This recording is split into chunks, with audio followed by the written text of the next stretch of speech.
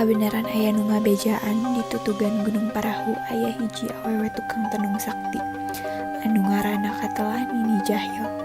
Ngadenge eta beja, Dewi Mutiara kacida pisan bungahna. Tuluy nitah emban kapercayaanna nyusulan Nini Jahil ka Gunung Parahu. Bareng tepung jeung Nini Jahil, tok Dewi Mutiara nyaritakeun niatna. Nyaeta hayang nyingkirkeun Dewi Srengenge katut Prameswari. Kumaha sanggup, cek Dewi Mutiara. Tai ceuli atuh nu kitu mah, jawab Nini Jahil. Tapi entong dipaehan, cenah deui. Ulah hariwang, Nini Jahil siga nu yakin. Maksud maneh Dewi Mutiara teh, Prameswari jeung Dewi Srengenge ditenung supaya beungeutna ruksak. Ingetanana, ari beungeutna ruksak mah, pasti ku Kanjeng Raja diusir. Atawa disingkirkeun ka leuweung lantaran dianggap wiwirang keur karajaan. Kacaritakeun dina hiji peuting, waktuna pangeusih karaton Sarare Tibra, Nini Jahil asup ka jero karaton. Dasar tukang tenung sakti, saurang oge anu nyahoeun.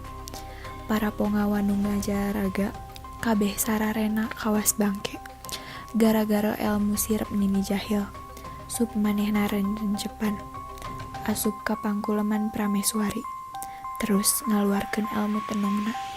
Kumatih-matihna elmu tenung Nini Jahil, harita keneh paman teh Prameswari pinuh ku bisul-bisul sagede suuk.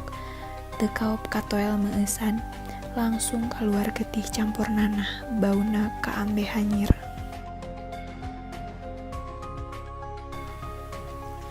Beres Prameswari ditenung, giliran Dewi Srengenge.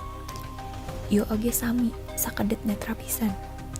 Paman teu anu sakitu geulisna, robah jadi goreng patut, pinuh ku koreng, borok, jeung bisul. Sarua deui teu kaop katoel saeutik, barijil nanah campur getih, bauna semu hangeru. Nini Jahil kaluar ti karaton, tuluy nyamperkeun ka Dewi Mutiara. Nini Jahil nyaritakeun pagaweanana, geus nenung Prameswari jeung anakna, moal teu buruk gerak. Tah beungeutna, cek Nini Jahil bari seuri nyikikik.